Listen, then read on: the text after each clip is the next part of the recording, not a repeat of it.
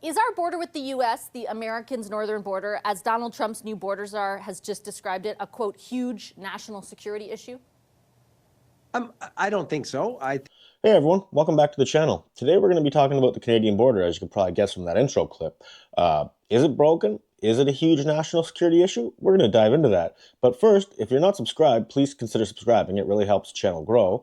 Also like this video, and as we go along, please comment.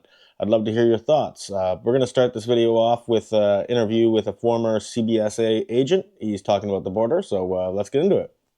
What we've been hearing from our government, especially recently, but what we've been listening to for the last decade, frankly, is quite misleading. We don't have a border patrol. We don't have the number of officers needed to adequately enforce our customs and our immigration laws at the borders, let alone in our communities. We're about to experience a tsunami of people who are living illegally in the United States seeking asylum in Canada. And we do not have the capacity, and it's going to bring organized crime with it too. That's pretty crazy coming from a former CBSA agent. He says the government's misleading us on the border situation and we should expect an increase in crime? Well, that brings me to my next video. It's the RCMP being questioned on fentanyl trafficking, and they actually start talking about how much organized crime's already in Canada. How many, to the RCMP, how many people do you estimate are involved in the production and distribution of fentanyl in Canada? Do you have like a ballpark estimate? Is it 1,000 people? Is it 10,000 people? I don't have a ballpark figure on it. So you have no idea how many people could possibly be involved in the fentanyl trade in Canada? There's a significant group, a significant number of organized crime group, but if you're asking me for a specific number, I can't give you a specific number. How many organized crime groups are involved? Over 4,000 organized crime groups in Canada, as assessed by the Criminal Intelligence Service of Canada. 4,000 individual organized crime groups, all with their own distinct leadership and membership? That's correct. Over 4,000? That's a mind-blowing number. And despite calls from the opposition to clean up this problem, Justin Trudeau continues to downplay it. No plan to reverse his disastrous liberalization of drugs that have killed people and now threaten our borders. No plan to fix the broken borders that he caused. No plan to cancel the tax increases that will drive billions and many jobs away. Where's the plan to put Canada first? The leader of the opposition needs to reflect carefully on whether he really wants to amplify the erroneous narratives that the Americans are putting forward around, for example, our border. Okay, clearly Justin Trudeau is not going to admit there's a problem, despite a social media post made by Donald Trump threatening 25% tariffs. If the federal government's not going to do anything, maybe someone from the provincial government will do something. But we will go to the full extent, depending on how far this goes.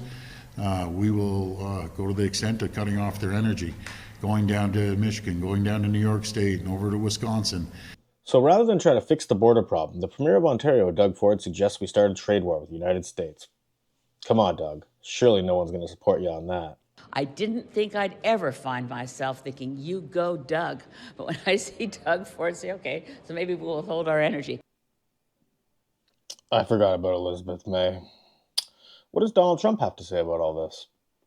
Trump responded to Ford's threat today, saying this. Well, that's okay if he does that. That's fine. Keeping it short and sweet. That's okay if he does it. That's fine. Do you think Donald Trump's already planned for this scenario? Let's see how some other Canadian officials have reacted to these threats. Of course, Doug Ford in Ontario has threatened to stop selling power to the United States. After today. No. What do you make of Doug Ford's vow to cut off energy to the U.S. in the wake of the 25% tariff threats? Well, let me be clear from the Alberta perspective. Under no circumstances will Alberta agree to cut off oil and gas exports. Yeah, I had the chance to meet with Mr. Trump last weekend in Paris, and he told me very clearly that we can avoid those tariffs if we do what needs to be done with the borders. He doesn't want to see any more illegal immigrants coming from Canada to U.S. So I think the best choice right now for Mr. Trudeau is to table a plan with money, with a number of people to better secure the border. I think we have to do that. It's a lot better than getting 25% tariffs. Okay, well, that's good news. We can stop the tariffs if we fix the immigration problem at the border. But just how bad is that immigration problem? To the issue of human smuggling through Canada into the U.S. And there is some data that objectively supports the idea that there is an issue. And that data shows basically that more than 19,000 people in the so-called Swanton sector area, basically the border at Vermont, New York, and northern New Hampshire, in a 12-month span, ending October 2nd, that's how many people crossed. That's more than were apprehended through the same area over the previous 17 years combined. That's absolutely insane. Anyways, at this point, I'm going to end this video. So let me know in the comments what you think. Do you think the Canadian border is a problem? Is it a national security threat? Is Donald Trump right to put the tariffs on us, trying to force us to fix it? And if you're not subscribed, please subscribe. Thanks for watching.